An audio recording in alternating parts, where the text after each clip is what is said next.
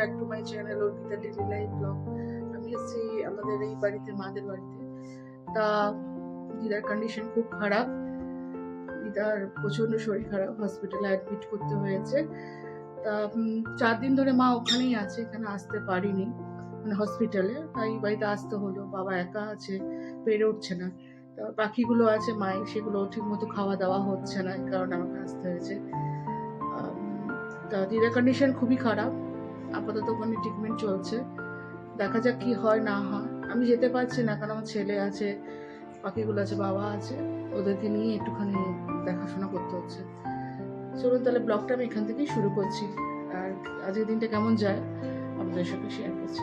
এইসব কাজ, মানে মায়ের বাড়ির কাজ সব শেষ করে আমি আবার আমার বাড়িতে যাবো, কারণ ওখানে সেই পার্সেলগুলো বুক করেছিলাম, সে কালকে ওরা এসেছিলো, তা ওদের ফিরিয়ে দিয়েছিলাম আমি কালকে। তা আজকে আবার আসবে বলেছে, ওই জন্য আমি যাবো। আর এদিকে তো আমাদের পাখিগুলোকে বার করে দিয়েছি, কারণ কাল 3-4 দিন ধরে ঠিক মতো ওদের খাওয়া হয়নি। মা যেহেতু নেই, মা হসপিটালেই আছে, বাবা এখানে গেছিলো দোকানে একটু জিনিসপত্র আনতে। এই দেখুন ওদেরকে বার করে দিয়েছি। আমার বড় পুচকুকে খাওয়াতে হয় এখনো, তাদেরকে খাইয়ে তারপর আমরা বেরিয়ে যাবো। প্রত্যুষ থাকলে থাকবে, আমি ওই বাড়িতে যাবো, আবার চলে আসবো সন্ধ্যে। সকালবেলা প্রত্যুষ ঘুম থেকে উঠে গেছিল, তাই ও বললাম কি টিফিন খাবি বাবা, তাও বললো যে মামাকে একটু ম্যাগি করে দাও। তাও ওকে একটু ম্যাগি করে দিয়েছি, ও বসে বসে ম্যাগিটা খাক। আজকে আবার তো শিবরাত্রি জানেন তো, একটুখানি ঘরে শিব ঠাকুর থাকলে তো ওনাকে পুজো করতেই হয়। তাই বাবাকে বলছে তুমি একটুখানি ফুল আর ফল নিয়ে এসো, আমি পুজোটা এই মায়ের বাড়িতে করে নেবো আর আমার বাড়িতে গিয়েও করবো।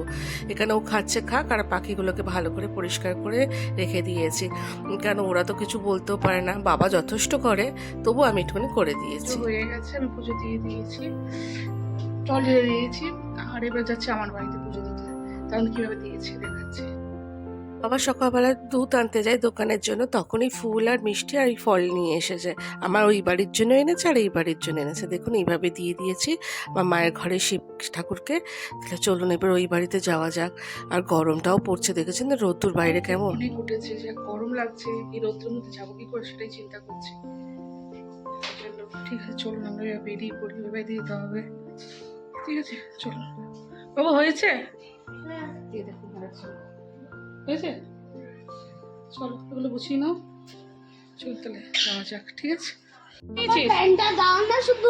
আচ্ছা ঠিক আছে, তারপর জামার প্যান্টটা দিচ্ছি, তো গুছিয়ে নে। আর এই জামা প্যান্টটা এখানে থাক, আমি এসে পরবো এটা। আর এই যে সব গুছিয়ে নিয়েছো, ব্যাগটা বন্ধ করে দাও।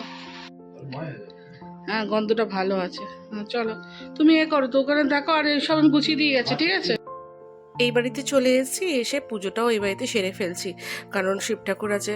তো আপনাদের বললাম ঘরে শিব ঠাকুর থাকলে একটু পুজো করতে হবে, তো দুই বাড়িতে আমি ভালো করে পুজো দিয়ে দিয়েছি। আর বাবা ওখানে বলছিল না দাঁড়িয়ে গন্ধটা ভালো আছে, অ্যাকচুয়ালি বাবার দোকানে ধূপকাঠি এসছে নতুন, তা আমাকে 2-3টে ধূপকাঠি দিয়েছে। তখন আমাকে জিজ্ঞেস করছিল দেখি রে বাবা ধূপকাঠির গন্ধটা ভালো, তা আমি বললাম হ্যাঁ বাবা খুব সুন্দর গন্ধ ধূপকাঠিগুলোর, তা আমাকে দিয়ে দিয়েছে। ওই কথাটাই জিজ্ঞেস করছিল দাঁড়িয়ে দাঁড়িয়ে। আর এখানে আমি ঘিয়ের প্রদীপ দিয়ে দিয়েছি। প্রতিদিন মানে প্রতি বৃহস্পতিবার কোনো তিথিতে আমি সরষে তেলে প্রদীপ দিই। এবারে আমি যখন শিবরাত্রি, তাই ভাবলাম একটুখানি ঘিয়ের প্রদীপ দিই, আর একটু প্রার্থনা করে দিই যেন দিদাকে সুস্থ রাখে আর আমার মাকেও যেন সুস্থ রাখে, ভালোভাবে রাখে। বাড়িতে চলে এসেছি, অনেকক্ষণই হয়েছে চলে এসেছি। তা এই পার্সেলগুলো আসার কথা ছিল, সেই পার্সেলগুলো নিলাম আপাতত। আর দেখছি শরীরটা ভালো লাগছে না, যাওয়া আসাটা জার্নি হচ্ছে। তা যেটার খবর খুব একটা ভালো না, যতটুকু যা শুনলাম। যে কোনো মধ্যে যেটা হতে পারে, কারণ এখন অক্সিজেনও কাজ করছে না, না লাঞ্চটাও কাজ করছে। ভাই ওখানেই আছে, মা তো ওখানে কদিন ধরে আছে, আপনাদের সকালেই বললাম। আর এখানে ঘরে এসে আমার শিব ঠাকুরটাকে একটু পুজো দিলাম। দেখুন ঘরে শিব থাকলে একটুখানি পুজো না দিলে কেমন দেখায়, তাই না? তাই আমি সব পুজো আচ্ছা করে নিয়েছি, এবার একটুখানি ভাত করবো। ভাত করে প্রত্যুষকে একটুখানি খাইয়ে দিয়ে একটু রেস্ট নেবো। আবার বিকেলবেলা মাদের বাড়ি, মানে ওই বাড়ি আমি চলে যাবো, মানে বাবা একা আছে, বাবার শরীরটাও খুব খারাপ। তাই সাথে থাকুন। আর ব্লগগুলো কেমন লাগছে অবশ্যই বলবেন।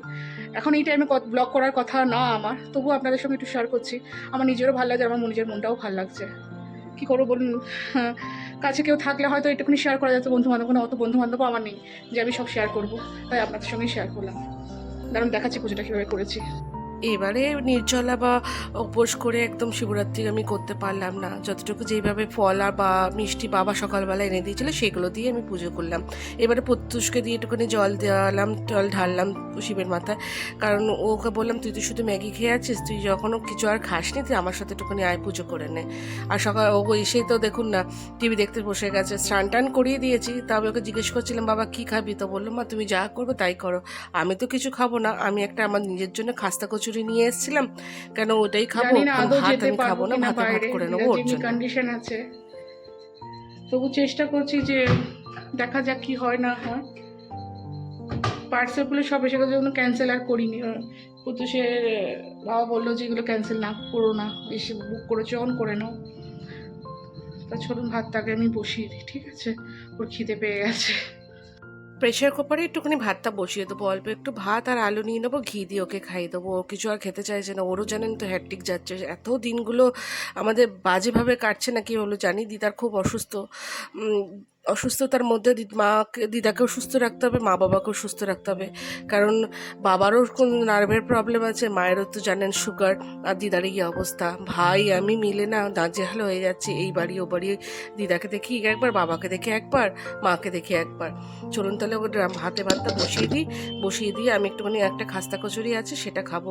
হ্যাঁ আমার ভাই গেছিলো হসপিটালে, তো ওখান থেকে দিদার একটা ভিডিও ক্লিপে দিয়েছে, সেটা আমি এর সঙ্গে অ্যাড করে দিলাম। এই যে দিদা প্রচণ্ড শ্বাসকষ্ট হচ্ছে আর শ্বাসটা নিতে পারছে না, লাংসেও ইনফেকশন হয়ে গেছে আপনাদের বললাম, তো এইভাবে দিদা আছে, তখন দিদা এই হসপিটালে ছিল, তখন ওই হসপিটালে যায়নি। এখানে খাস্তা কচুরিটা আছে, খাস্তা করে বললাম না আপনাদের যে আমি কিছু খাবো না, একটা খাস্তা কচুরি নিয়ে এসেছিলাম, তাই বসে বসে এটাই খাবো, আর কিছু খেতেও ভালো লাগছে না, মুখটা বিষাদ হয়ে আছে, সর্দি হয়ে গেছে, এই জল ওই জল চেঞ্জ হচ্ছে তো, তাই জন্য আমার মানে সর্দিও লেগে গেছে, একটুতেই তো জানেন শরীরটা আমারও খারাপ হয়েছে। আজকে সকালবেলা এসেছি, এসে একটা বিপদের মধ্যে পড়েছি জানেন তো। বিপদটা হচ্ছে রান্না হচ্ছিল, রান্না হতে হতে গ্যাস ফুরিয়ে গেছে, বাবারা গ্যাস তোলেনি। আর এইদিকে স্টোভটাও বার করেছে জানেন তো, স্টোভের মধ্যে তেল নেই আর স্টোভটাও চলছে না, কি করব তাই ভাবছি, তা যা হোক করে রান্না তো করতে হবে এখন বলুন। কি করবো সে চিন্তা হচ্ছে, তা এখন ভাবছি কাঠে জেলে রান্না করবো, তাই ভাবলাম নতুন একটা এক্সপিরিয়েন্স, কাঠে জেলে রান্না করবো, তাই আমি দেখাচ্ছি কিভাবে রান্না করছি। আর এইদিকে আমার প্রত্যুষকে দেখুন, কারণ দেখাই হ্যাঁ হচ্ছে না, বাবা পেরে গেছে, একটা পেরে গেছে। আজ এখানে রান্না করবো, কি অবস্থা হয়ে আছে দেখুন, এখন কটা বেজে গেছে, এখন কিন্তু খাওয়া দাওয়া কিছু হয়নি। চলুন রান্না করে রয়েছি প্রত্যুষ। আমার অবস্থা আমি জানতে পারি। আচ্ছা আমার ব্যান্ডেজটা লাগাবো, হাত কেটেছিল না? আবার হাত কেটে গেছে দেখুন, এই দেখো কিভাবে হাত কেটেছে, তাই দেখি আপনাদের একটুখানি মাংসটা হলে হয়। বাবা মশা করছে, চলুন তো দেখি কি করলো বাবা, কতটুকু এগোলো। মা নেই না, প্রচন্ড অসুবিধা হচ্ছে, মা না থাকলে এরকম প্রবলেম ফেস করতে হয় আমাদের।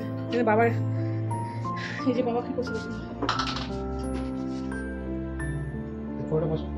চুল কড়াইটা নিয়ে আগে বসাই, হ্যাঁ তারপর সাথে তারপর কি আর করবো। কাঠের চালে আমি কোনোদিন রান্না করিনি, এই ফার্স্ট টাইম করবো। আর বাবাও খিদে পেয়ে গেছে, বাবারও ছেলেরও প্রচণ্ড খিদে পেয়ে গেছে। দেখুন না বিপদ আসে তো চারদিক দিয়ে আসে বলুন, এখন বিপাকে পড়তে হয়েছে, কি করবো না করবো, তাদের ঘর ধরে অবস্থা হয়ে আছে। সেই যে চিকেন কড়াইতেই আছে, কখন রান্না করবো কখন সেটা গেল, 3টে বেজে গেছে, এদিকে দেখুন 3টে বাজে। ভালো লাগছে না, সত্যি আমার ভালো লাগছে না আজকে, বিপাকে পড়ে গেছি। কবে যে রিতা সুস্থ হবে ভগবান জানে, আর মা না আসলেও হচ্ছে না কিচ্ছু, তার থেকে রান্নাটা করে সেটাকে খেতে দিই। বাইরে 3টে ইট পেতে দিয়েছে বাবা, আর কোথা থেকে একটুখানি কাঠ জোগাড় করে নিয়ে এসছে, ওই কাঠগুলো দিয়ে আপাতত জাল দিই, মাংসটা আপাতত হোক রান্না, কারণ মাংসটা কষিয়ে নিয়েছি, অল্প একটুখানি জল দিয়ে দিয়েছিলাম, নাহলে কষাই খাওয়া যেত, জলটা দিয়ে ফেলেছি, একটুখানি না ফুটলে হয় না, নাহলে পানসা হয়ে যাবে না, তাই ওখান থেকে কাঠ বাবা জোগাড় করে নিয়ে, অল্প একটু কেরোসিন তেল ছিল, কেরোসিন তেলটা দিয়ে জালটা দিচ্ছে, তো বসে বসে বাবা জাল দিই, কারণ আমি ওইদিকে কাজকর্মগুলো সারি, কেন অনেকটা দেরি হয়ে গেছে, আপনাদের দেখালাম 3টে প্রায় বাজে। তা রান্নাটা ভাবু তো দেখে কি খুশি, কোনোদিন তো দেখিনি এরকম কাঠের জালে রান্না হয়, এত সুন্দর রান্না খেয়েছে, খেয়ে আমাদের খাওয়া দাওয়া দুপুরবেলা হয়ে গেছিলো, ভালো মতোই রান্নাটা হয়েছিল। আর সন্ধ্যেবেলা একটাখানে স্টোভ আনা হলো, এই স্টোভটা আর 1 লিটার কেরোসিন তেলের দাম এত, আমি তো অবাক হয়ে যাচ্ছিলাম। তা আমি শুনছিলাম বাবার কাছে যে কেরোসিন তেল আমি নিয়ে এসেছি, আর এই স্টোভটা কিনে আনলো বাবু আর ভাই মিলে গিয়ে। চলুন তাহলে আজকের ব্লগটা এখানে শেষ করলাম, আমরা আপাতত এই স্টোভে এখন রান্না হবে, অন্য স্টোভে হবে না। তাহলে আজকের জন্য এই ব্লগটা শেষ, আবার দেখা হবে একটা নেক্সট ব্লগে। আপাতত একটা হয়েছে, স্টোভ আনা হয়েছে, ওটার মধ্যে আপাতত রান্না বান্না হবে। স্টোভ এনে কেউ এত খুশি হয় ফার্স্ট টাইম দেখলাম আমার ছেলেকে দেখে, ও স্টোভটা ও দাদানের সঙ্গে গেছিলো আনতে, নিয়ে এসছে, তা ওতে আপাতত এখন হবে, কারণ মায়ের ফোন না আসলে হবে না। চুল লাগছে। তো মায়ের ফোন না আসলে, মায়ের ফোন দিয়ে বুক হয় গ্যাস, তো মা না আসলে এখন আপাতত হবে না। তাহলে আসুক, তারপর বুক হবে। তা আপাতত আমরা এরকম এনজয় করি স্টোভে রান্না করে। তাহলে চলুন আজকের ব্লগটা এখানেই শেষ করলাম। যদি আমাদের ব্লগ অর্পিতা ডেইলি লাইফের ব্লগ ভালো লেগে থাকে তাহলে প্লিজ লাইক, কমেন্ট, শেয়ার আর সাবস্ক্রাইব করে দেবেন। অবশ্যই লাইক আর সাবস্ক্রাইব অবশ্যই করবেন, আর কমেন্টটা করবেন, আর ফার্স্ট টু লাস্ট ব্লগগুলো দেখবেন। তাহলে আজকের জন্য টাটা, দেখা হবে এরপর নেক্সট ব্লগে।